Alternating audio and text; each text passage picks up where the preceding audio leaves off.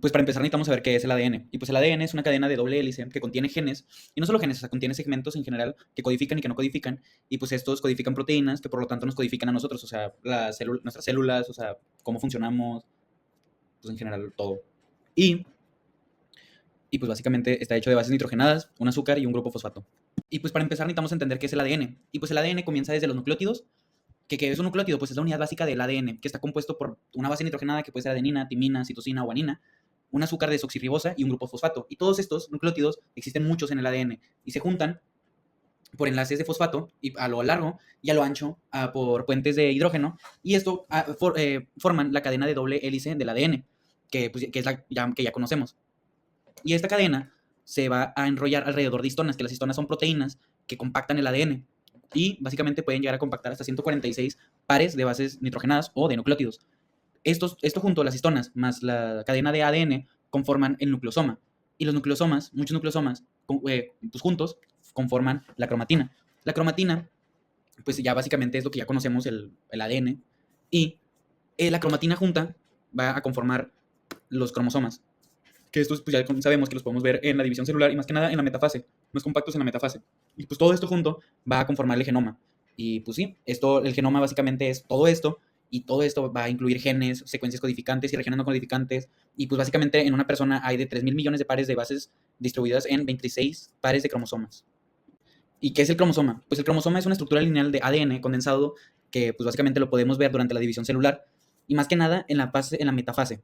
Y pues básicamente el cromosoma contiene diferentes partes, pero las más importantes son las partes del extremo, los extremos que son los telómeros, y la parte central que es el centrómero, y que pues esto básicamente es importante para que se unan los microtúbulos para poder separar pues básicamente los cromosomas, y para el uso mitótico, que pues básicamente pues son microtúbulos. Bueno, ¿y qué son los telómeros y cómo están relacionados con el envejecimiento celular? Pues básicamente los telómeros son secuencias repetitivas de ADN que simplemente lo que van a hacer es proteger a las secuencias codificantes que están en el cromosoma. Y esto lo que van a hacer es que se acortan en cada división celular, y pues no se puede regenerar, o sea, no lo podemos volver a crecer, no nada. Entonces básicamente actúan como un reloj biológico que pues va tomando como es la edad del cromosoma dependiendo de cuántas divisiones tiene. Esto las únicas células que pueden regenerar pues, los telómeros son las células madres, las células germinales y las células cancerígenas, porque pues están relacionadas con el cáncer, porque pues una célula que puede regenerar los telómeros, pues básicamente es inmortal. Entonces, pues cuando estos telómeros llegan a cortarse mucho, lo que pasa es que la célula entra en una fase de senescencia, básicamente que pues no hace nada, o sea, ya no va a multiplicar su ADN, ya no va a pasar por las diferentes fases para poder dividirse, y posteriormente pues puede entrar en apoptosis o pues puede quedar ahí, y pues sí, que pues la apoptosis ya sabemos que es la muerte celular programada. Y pues sí, básicamente el acortamiento de los telómeros está relacionado con el envejecimiento celular, porque pues los telómeros va sí. La eucromatina es la forma relajada del ADN, donde los genes están activos y pueden expresarse, porque pues, cuando está relajado permite que los factores de transcripción se unan y comiencen la transcripción, mientras que la heterocromatina es la forma más compacta y mantiene a los genes inactivos, ya que no permite que el factor de transcripción se una y comience la transcripción. Estos estados se regulan mediante mecanismos epigenéticos que son la acetilación y la metilación. Entonces, la metilación lo que hace es que compacta, lo que hace que se forme la heterocromatina y pues, los genes estén inactivos. Al contrario, la acetilación lo que hace es que afloja al ADN, formando la eucromatina y permitiendo que los genes se puedan expresar. Esto es lo que se puede llamar la epigenética, que permite controlar a los genes que se activan o se silencian sin cambiar la secuencia del ADN. Y pues esto puede ser influenciado por diferentes factores como el ambiente, la alimentación, el estrés, factores exógenos, o endógenos, puede ser por muchísimas cosas, pero básicamente es esto. Hola, mi nombre es Alejandra Berlanga y el día de hoy voy a estar hablando acerca de la replicación del ADN. ¿Cuándo sucede la replicación? La replicación del ADN ocurre durante la fase S del ciclo celular. Desde mi punto de vista, hay una manera muy fácil de recordar en qué momento sucede. El ciclo celular como tal se divide en dos grandes etapas, que son la interfase y la mitosis. La interfase, a su vez, se divide en tres subfases, por así llamarlas, y estas son la fase G1, fase S y fase G2. En la fase G1, la célula crece y realiza funciones metabólicas mientras se prepara para duplicar su material genético. En la fase S, que se llama así por la síntesis, o sea, la S de síntesis, va a ocurrir la replicación del ADN, es decir, que se va a duplicar todo el material genético para que al final del ciclo cada célula hija reciba una copia completa del genoma, o sea, de un por así decirlo, de un material genético van a salir dos para que cuando haya una división, la célula hija se quede con uno. Y luego, en la fase G2, que es la última de la interfase, la célula va a revisar como posibles errores, reparar daños en el ADN si es que los hay, y se prepara para entrar a la mitosis. Algo que tenemos que tener presente cuando estamos aprendiendo acerca de ADN y sobre todo de la replicación del mismo es que el ADN es antiparalelo, lo que significa que sus dos cadenas de nucleótidos están corriendo en direcciones opuestas. Ahora bien, ¿qué significa esto? Básicamente, cada hebra de ADN tiene un extremo 5' y un extremo 3' que nos van a indicar la dirección en la que están orientados los nucleótidos. Con 5' y 3' nos estamos refiriendo al carbono 5 y 3 del azúcar desoxirribosa. Entonces, una hebra va a ir en dirección de 5' a 3' y la otra hebra va a ir en dirección de 3' a 5'. Hay que tener bien presente que esto no significa que una hebra está yendo hacia la derecha y otra hacia la izquierda. Siempre nos referimos en cuanto a direcciones de 5' a 3'. Ahora, ¿por qué es importante? Esta orientación, que es opuesta, va a permitir que las bases nitrogenadas, que son adenina, timina, citosina y guanina, se emparejen correctamente, como debe de ser, que es adenina con timina y citosina con guanina. Y ahora, hablando y adelantándome un poquito en el tema de la replicación, las enzimas, que son importantes para la replicación del ADN, como la ADN polimerasa justamente, solo van a poder sintetizar la nueva cadena en una dirección específica, que es de 5 a 3'.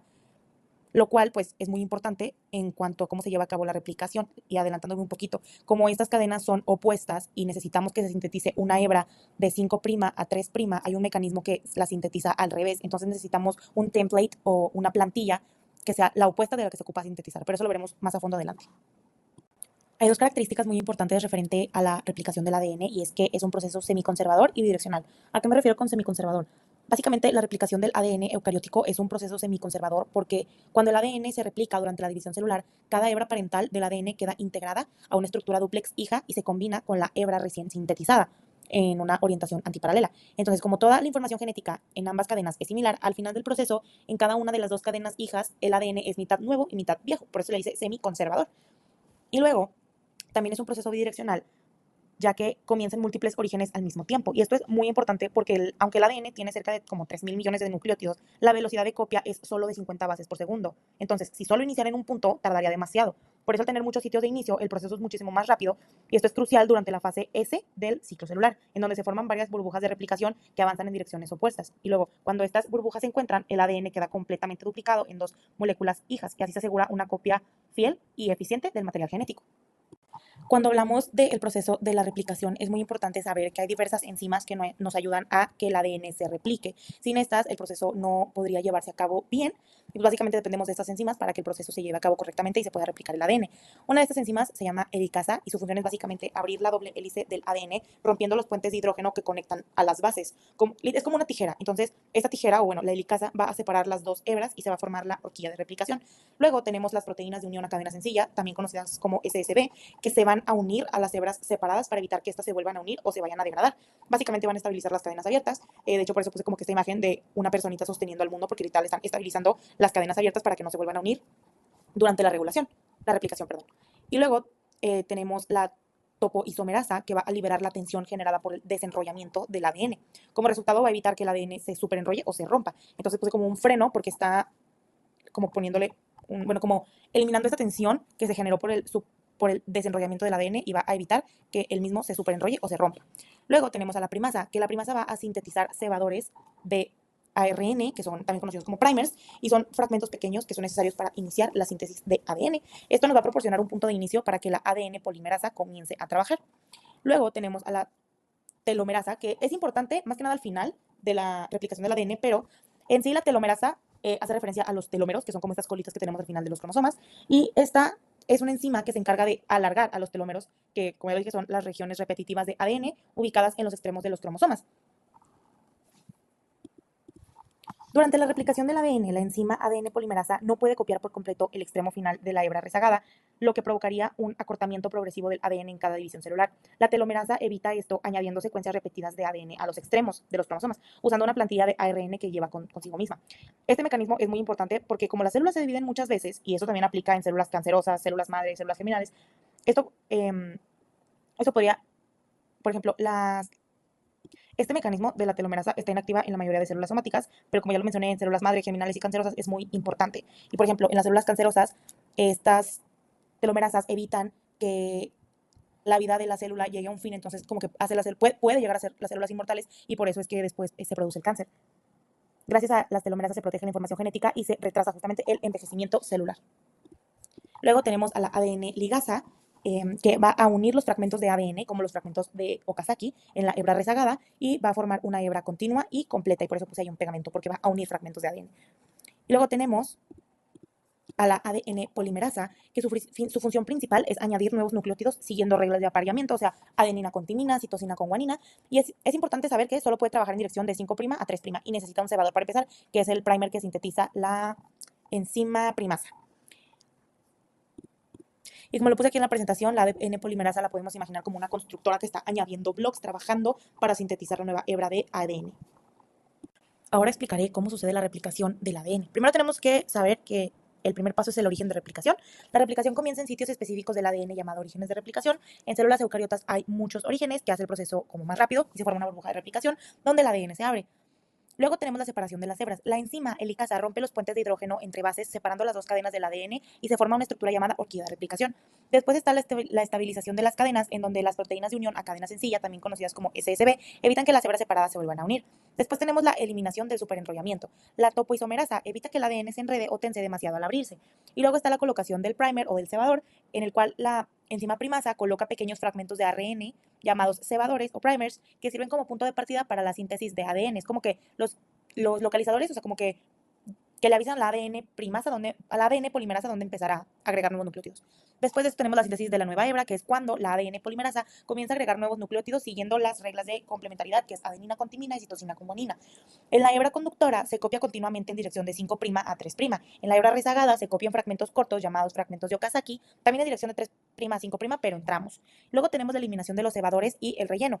Otra ADN polimerasa va a quitar los cebadores de ARN y los va a reemplazar con ADN. Después está la unión de fragmentos, en donde la enzima ADN ligasa va a unir los fragmentos de Okazaki formando una cadena continua. Y ya por último, cuando las horquillas de replicación se encuentran, el proceso termina. Al final de la fase S de síntesis de ADN, ya se formaron dos moléculas de ADN idénticas. Y ahora bien, ya sabemos que el ADN es como el manual de instrucciones de nuestras células, pero ¿qué pasa cuando este se daña? El daño al ADN está relacionado con enfermedades y el envejecimiento prematuro, aún sin mutágenos externos.